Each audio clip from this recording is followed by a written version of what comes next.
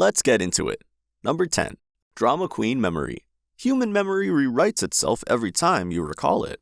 It's not a hard drive, it's a Netflix reboot. You and your friend both remember the same argument. In your version, you were calm, reflective, possibly glowing.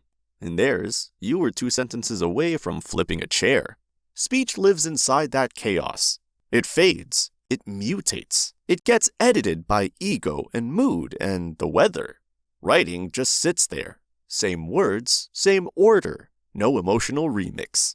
Your brain knows memory rots, so when something is written down, it feels frozen, stable, like it's signed a lease with reality. That's why you say, text me the address, because if they just say it, you'll end up at the wrong restaurant ordering steak after you turned vegan. If it matters, write it. Your future self does not need another creative interpretation. Number 9. It didn't happen rule. In the workplace, if it's not in writing, it didn't happen. You can say someone promised you a raise. Cool. Do you have the email? Because vibes are not legally binding. Speech is confidence. Writing is evidence. Notice how bold people are verbally. Now watch what happens when someone says, "Can you put that in writing?" Suddenly, grammar improves. Tone softens. Adjectives disappear. Reality shows up. Nobody says something wild and then happily documents it. Yes, I did say that in a fit of enthusiasm. Please archive it forever. If someone hesitates to write it down, your brain should hesitate to trust it. Number 8. The hardcover authority. As kids learn to read, they start trusting books over people. If a person says one thing and a book says another, older kids side with the book. We are trained early. Printed equals official. Teacher says it? Maybe. Book says it? That's law. That conditioning never leaves. You could explain something perfectly, but if the same sentence appears in a thick book with a serious title, suddenly it has wisdom. Put a framework for strategic optimization on a cover, and people will believe you about anything, even if it's about sandwiches. Don't confuse formatting with truth. Your brain absolutely does. Number 7. Complexity needs a seatbelt. We trust written words more when information is complicated. If someone verbally explains a nuclear reactor, you nod politely while your brain goes, "Spinning hot thing makes electricity. Got it." But hand you a manual, and even if you understand 12%, it feels official, structured, legit. Complex truths survive on paper. Speech turns into a game of telephone. By the third retelling, it sounds like wizardry. Verbal explanations of complex topics always end with someone saying, "It's kind of hard to explain." Exactly. Writing slows chaos down, and your brain loves anything that feels slow and organized. Number 6. I've seen this before, so it must be true. The illusory truth effect. The more we see something, the more we believe it. Not because it's accurate, because it's familiar. Written information gets reposted, screenshotted, shared again. You see the same sentence 10 times and your brain goes, "Ah yes, this ancient wisdom."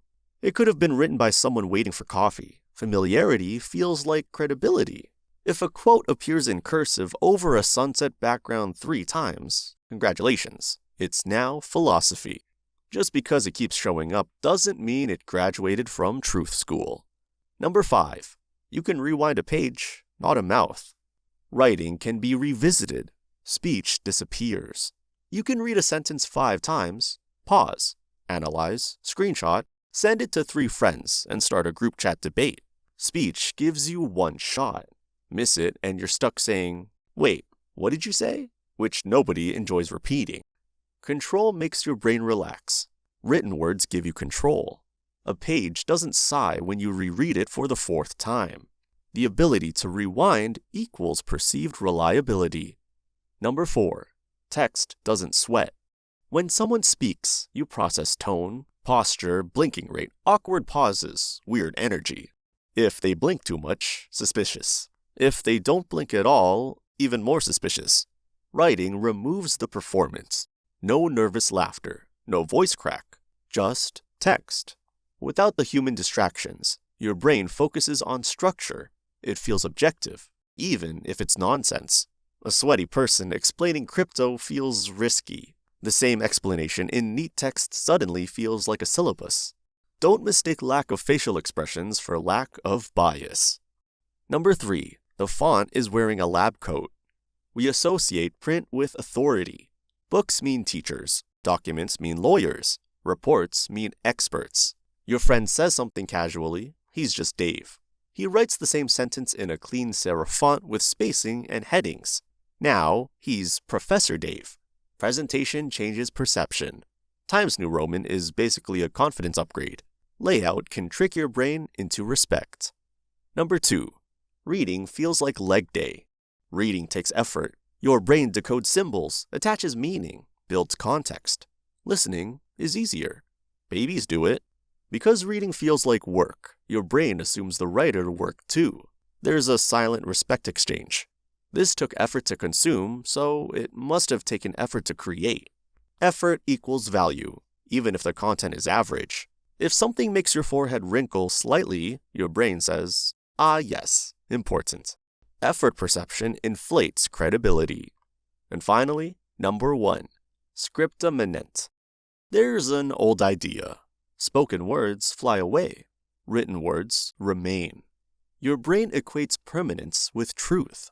If something can vanish, be misheard, or forgotten, trust drops. If it's carved, printed, saved, archived, trust rises.